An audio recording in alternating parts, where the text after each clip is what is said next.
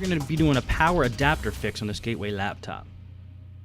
Now, if you look what happened to the adapter, the tip is damaged, and the inside of that tip, the plastic, is actually missing. It's stuck in the power jack on that laptop. So our first priority is to get that plastic out of there. And then we're going to need to repair the actual AC adapter. We're just going to replace the tip. And that's if the jack is okay. Once I pull this plastic out, we might find that the jack is not okay and we have to replace the jack. But first things first, I'm just using a small, like tiny set of screwdrivers. I think I got it $1 for $1 at Micro Center. I just picked the tiniest one there. And I'm going to use that and try to pry out the plastic that's stuck in the power jack. And I got it loose, and then I just grabbed a thin set of needle nose pliers and pulled out the plastic, and here is the culprit.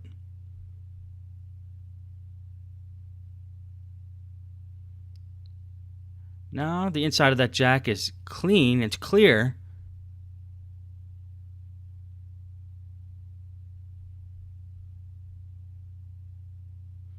I'm going to take my voltmeter out and make sure that nothing got damaged in that jack. I'm just going to see if there's any short circuits by setting the meter for continuity, which is where you hear that little beep. Most meters make a beep when you touch the two leads together.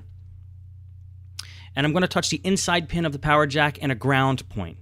And if I hear a beep, then I know there's a short circuit and there was damage done to the jack. If I don't hear a beep, then I'm going to assume it's okay. And it looks like it's okay. So we're going to try a power adapter, a different power adapter in this machine, to see if it powers on.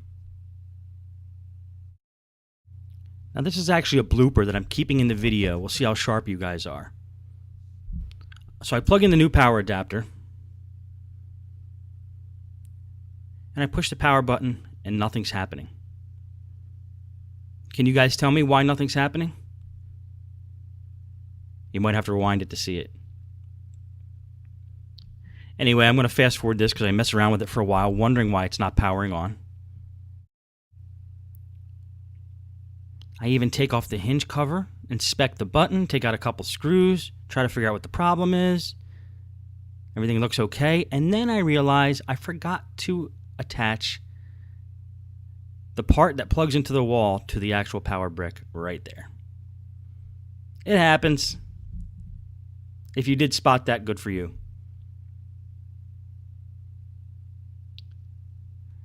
So now when I plug it in, and I test the button,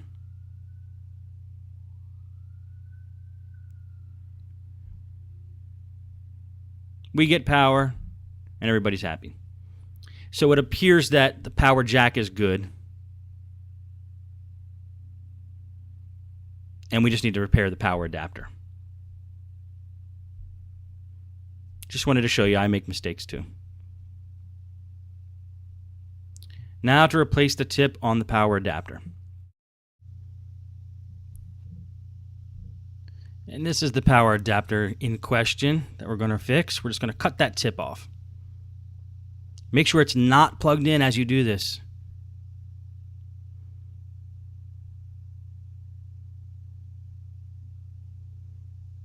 We're going to cut it off right at that point. We'll make sure all the wire below that point is good and there's no crimps in it or bends or breaks in it. Now I'm going to just take a little pair of pliers here and remove the outer casing from the wire there. It might be wise to use wire strippers, which I do not have right now, but it might be wise to use wire strippers just in case you don't cut that wire and break it. But my trusty little blue snippers do okay. Just don't put too much pressure when you close it. Now we're going to wrap up that outside ground wire, which is the bare wire. And once we're sure that those wires are not touching, we're going to plug the AC adapter into the wall and test to make sure we're getting the correct voltage to those wires. Now I didn't do it with the bad tip on it because the tip is bad. So now that we remove the bad tip, we're going to be able to check if this adapter is putting out the proper voltage. So I'm putting the black on the bare wire and I'm putting the red onto the white wire. And it's slowly giving us a charge, which is not a terribly good sign.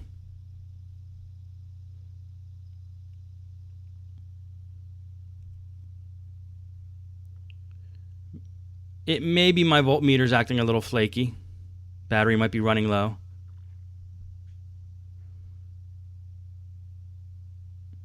So let's try that again. Or the wires were loose or something was loose.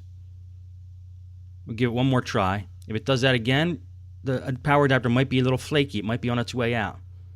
It might not be able to put out the amps that it needs. And that time it goes pretty much straight to 18. Now sometimes those power bricks take a little bit of time to charge, but that usually shows a sign of weakness when that happens.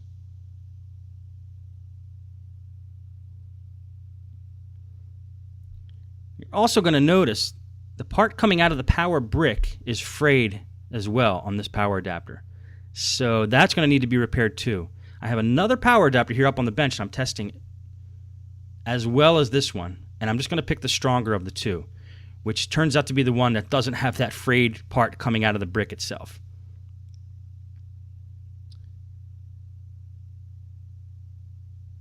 Just make sure that the voltages and amperages match up on your power adapters when you're mixing, matching them. So I'm going to bring out the heat shrink tubing here. I use heat shrink tubing instead of electrical tape because it forms a bond. It makes it more professional and tougher for the customer to peel away the work that you did. And I'm using a Radio Shack adapter plug here.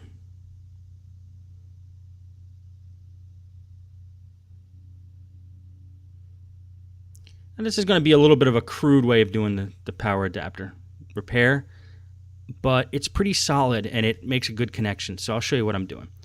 Right now I'm going to sand the leads that go into that adapter plug. See, that adapter plug is meant to be plugged into another adapter. And it gets really expensive at Radio Shack when you start buying adapter upon adapter.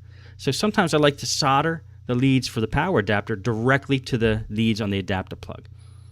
But since they aren't meant for solder, I'm sanding them off, I'm scuffing them up, so that when I do solder the leads to that adapter plug, the solder makes a great connection. It's strong, a good bond, which won't break. Let me just zoom in here so you can see what I'm doing. Notice that's a size N adapter plug. That's a pretty popular brand, a pretty popular size. Most Gateways, Toshibas use a size N. And I'm just scuffing the metal of those leads. So when I drop some solder on there, it'll stick really well.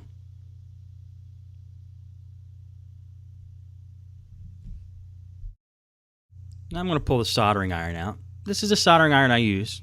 As you can tell, I like Radio Shack. They're not the cheapest, but they always have what I want. And I'm just using a piece of Scotch-Brite there to get the remaining solder off of the soldering iron. If you see it in the soldering iron holder there. And basically what we're going to do is attach those two wires to those two leads on the adapter plug.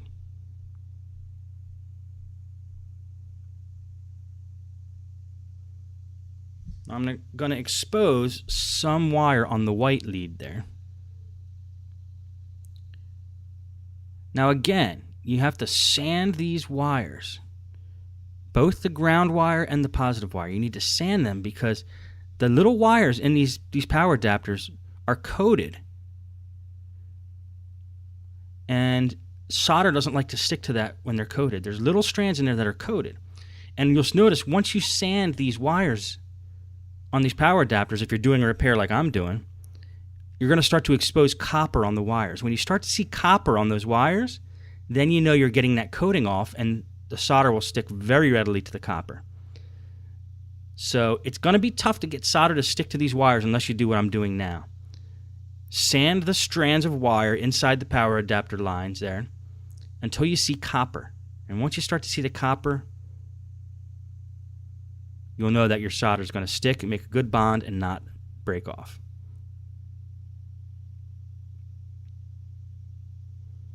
Okay, now that that's done and we have some copper exposed, we know that our solder is going to stick. Just make sure you get enough of that copper exposed that you're confident your solder job is going to be okay. Okay, now here's what I'm talking about. Those are the strands of wire that I was sanding, and you'll see a tinge of copper now on those ends of those wires because I sanded it. Now we know our solder will stick. If we didn't do this, you'd have a tough time getting solder to stick to those wires, trust me. You might be asking now, why don't they just buy a new power adapter? Well, you could do that too, but if you want to learn how to do this, I'm showing you.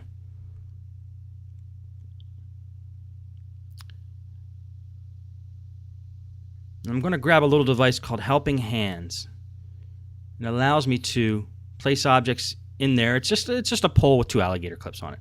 It allows me to place an object in there, and it actually acts as an extra set of hands, which I do not have.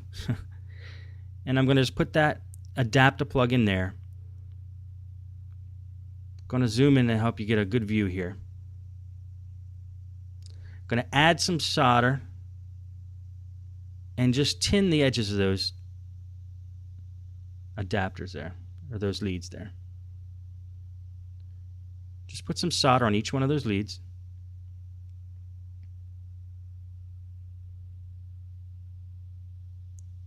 I like to melt it on there so it's all melted on there.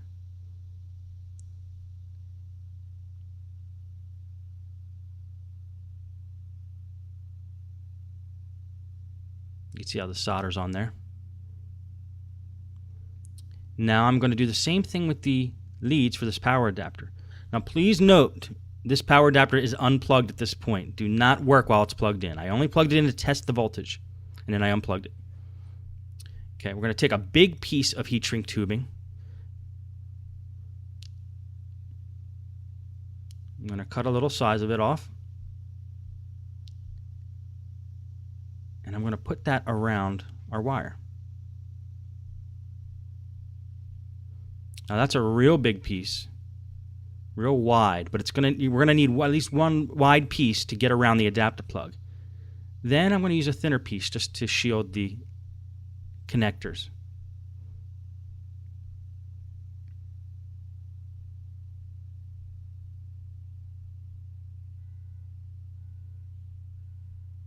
Again, this is somewhat of an unorthodox way of doing a repair on these power adapters, but it makes a sturdy bond, and I've done it a few times in the past with no problem. So make sure you get your heat shrink tubing through your wire before you do any soldering to the actual adapter plug, otherwise it would be too late. Okay, so let's get some solder on the end of those leads there.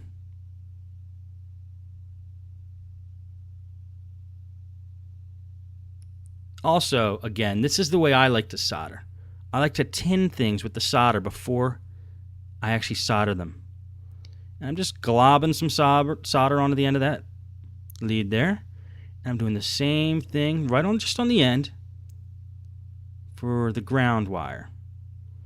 Now, the adapter plug and these leads both have solder on them. Now, what I like to do now is just stick them together, heat them up, and let the solder melt into each other.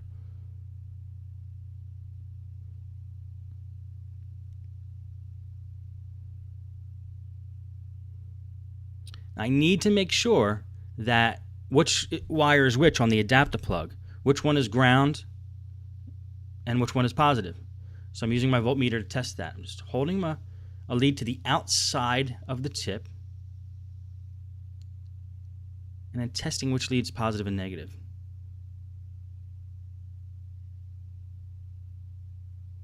And once I know that, I'm going to be able to solder that ground tip to the ground wire.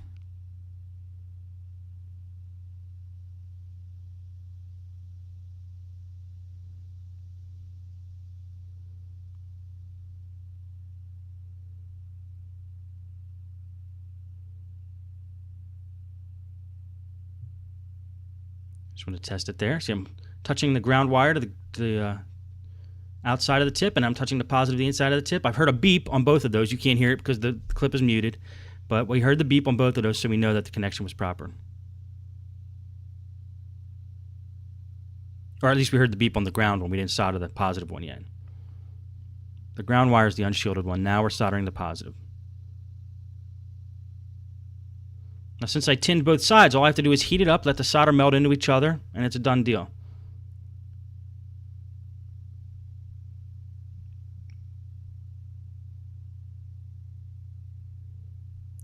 I'm going to show you here a close-up of what exactly I did, if the camera decides to focus.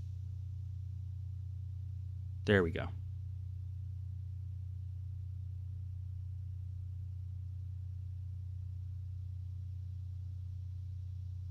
Get the idea?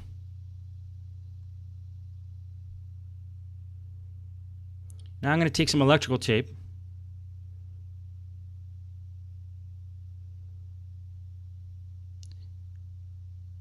and shield some of the wire before I put the heat shrink tubing over it.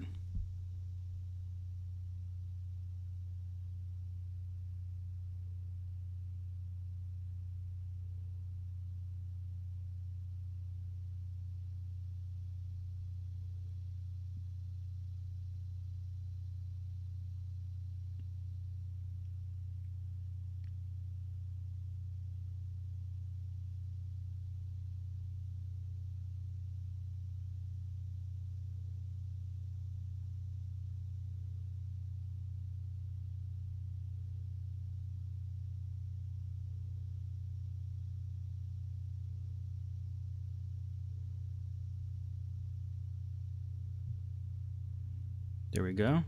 This is good to do just in case the heat shrink tubing gets worn down a little bit. You don't want any bare wires exposed. So now I'm going to pull that heat shrink tubing up over the connector. And so far, so good. Now the way to melt heat shrink tubing properly is with a hot air gun. I've used a lighter my whole life. It's just the way I do it. Some people might criticize it as not making an even heat connection. It's going to be a little lumpy, but it does the job fast. It doesn't smell that great. Try not to inhale those fumes.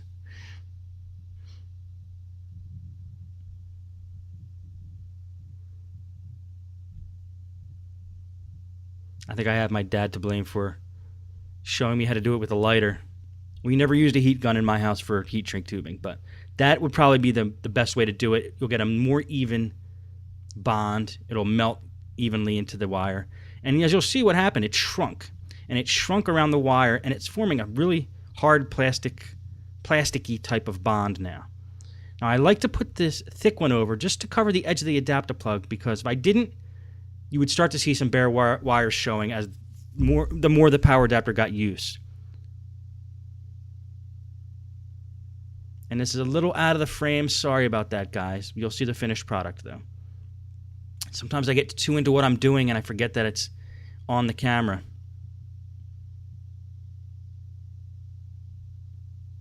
Again, if you can help it and you want to use a heat gun, go for it.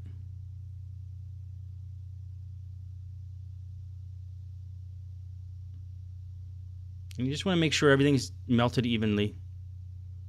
It's not going to be the prettiest thing in the world when this is done, but it'll be solid. It'll work, and most of the time that's what the customer wants. I got a little fan there I used to cool it down quickly.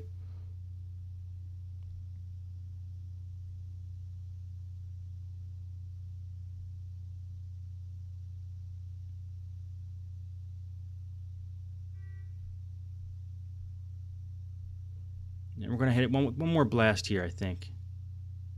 Get it all melted evenly.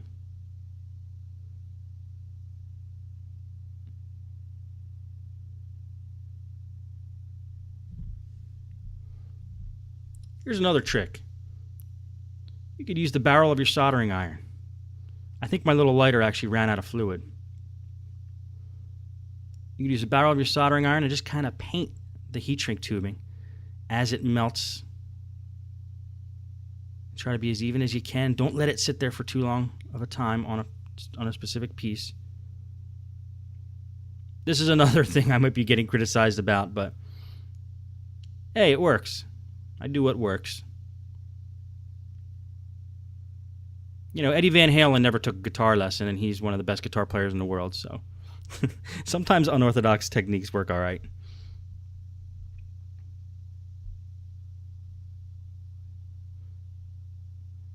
And again, we're going to cool that. Oops. It's not the best fan in the world. I can't tell you the number of times that blade actually popped off like that.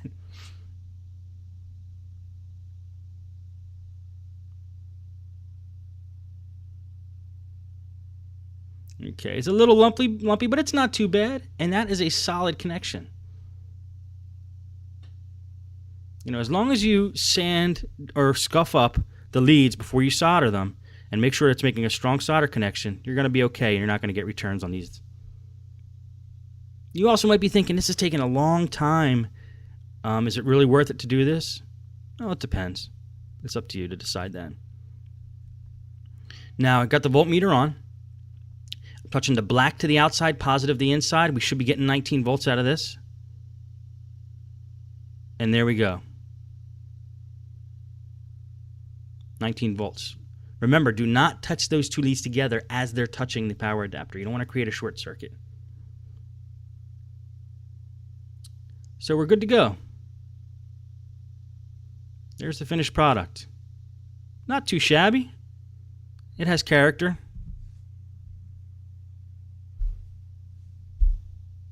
I'm just going to make sure no bare wires are being exposed.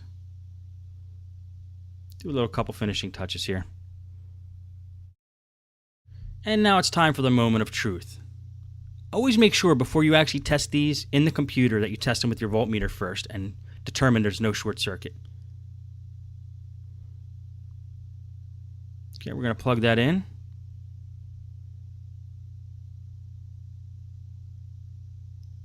And we're getting the purple light showing the battery is charging. So the adapter's working good. Battery light went out when we removed the adapter. Let's plug it back in. Battery light goes on again. Jiggle it around, make sure that the battery light stays on and it continues to get power. And that's a done deal.